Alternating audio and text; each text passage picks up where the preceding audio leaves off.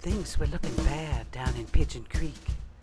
Chickens weren't a-laying, the goats they wouldn't eat. The moo cows were barely grazing, and all their milk turned sour. And their swamp used to be so pretty, but there was something fishy down below. It was bubbling and groaning and growling and giving off a real bad stink. Ol Didi sat on her porch up on the hill. She figured what was happening and was ready to offer a spell, but the townfolk felt some professional assistance was required, so they called on the town council to meet, and they decided to send a help wanted ad up to the Montgomery Advertiser. And before you knew it, this stranger come into town and said he'd seen that ad and was here to help. He was a big old boy, kinda pasty and doughy, but didn't seem afraid of getting his hands dirty. So the townspeople asked him what he needed to get the job done. "Oh," he says, "I don't need no money, but y'all give me the power to do things as I see fit. You all will be very happy with the results, 'cause I'm going to clean up all this shit, believe me." Well, that seemed like a fair deal to everyone, so they shook hands and folks went back off to do their business and left the stranger to do his.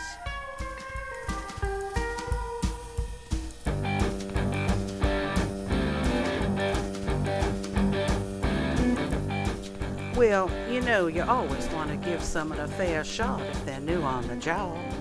Sometimes things take a little longer to fix than you figured. But the citizens of Pigeon Creek started noticing that instead of things getting better, things seemed to be getting a little worse. Chickens were found dead, and the grass started drying up.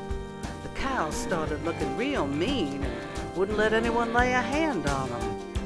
So the council kindly addressed the strangers to when they may see some improvement, and he told them that things were getting much, much better, that it was a fox was killing the chickens, and someone must have sprayed poison on the grass. And who would want to drink that bad milk anyway? The Coca-Cola was better for you. It seemed a fair explanation, so they all shook hands and went back to their business and left the stranger to his.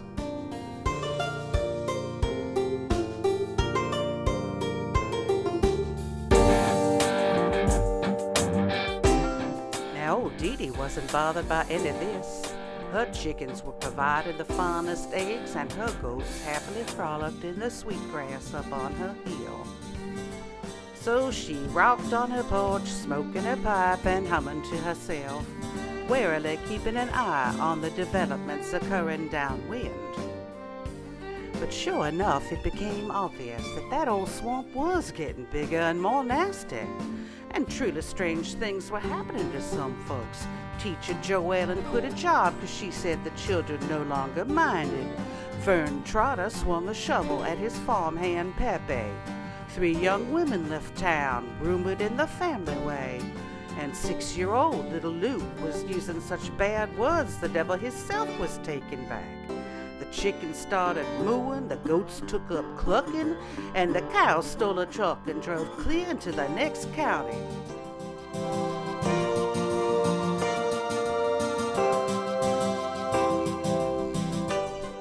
Well, a few brave council members went to the stranger and told him what a great job he had done, and maybe it was time for him to move on. But that old boy said he'd taken a liking to Pigeon Creek, and believed that there were more improvements to be made, like building a hotel or a golf course. Well, the council members just stared at him, their mouths agape, and said they'd have to think about that. And thank you very much.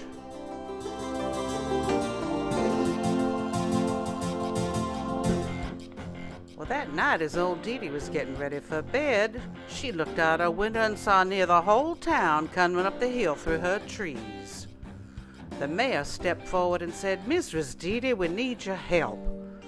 That old stranger we brought in has fucked up our swamp and our town, and we's afraid of him too.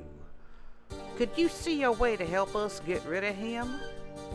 Ol Didi lit a match to her pipe and puffed on it a few times and said, "Well, you all is the ones who brung him in. You could see plain as day he was a bad apple, but you went ahead anyway. You all caused this mess, now it'll be your job to clean it up. Well, the mayor said, Mrs. Didi, we sorely admit we was hornswoggled, but we just don't have the courage to stand up to him, and we're too ashamed to admit we was wrong. Please, Mrs. Didi, please, use some of your old black magic to make him go away. Ol Didi's face softened with a kind and knowing smile. I can fix it, she said. You see, Ol Didi was born Miss Diana Danae Gatteau, a child prodigy who had learned to be a concert violinist through correspondence school. At 8 years of age, she had played at the White House for President Rutherford B. Hayes, and after that performed throughout the country. She wound up in Paris, France, and was enthusiastically received. But she felt something was missing. She yearned for a more quiet life, so she returned to her beloved Alabama and settled in beautiful Pigeon Creek. And here she found her contentment, knowing that the music was in her heart, not in the concert hall. And so it was from her heart. That Saturday, Ol Didi picked up her fiddle and tuned its strings and tightened and waxed her bow and set off as the sun was going down. For she had her swamp thing to catch, and her music would doth soothe that savage beast. Ol Didi knew that old boy didn't want to clean up their swamp. He wanted to be king of the swamp. That old doughy boy was helpless in her musical snare, pulled along by the music, fighting and thrashing and struggling against that fiddle with all his might. But then, just like that, he was gone.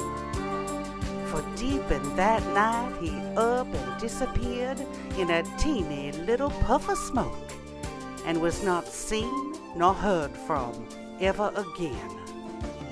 And all became right and fair again in Pigeon Creek, and throughout all the land.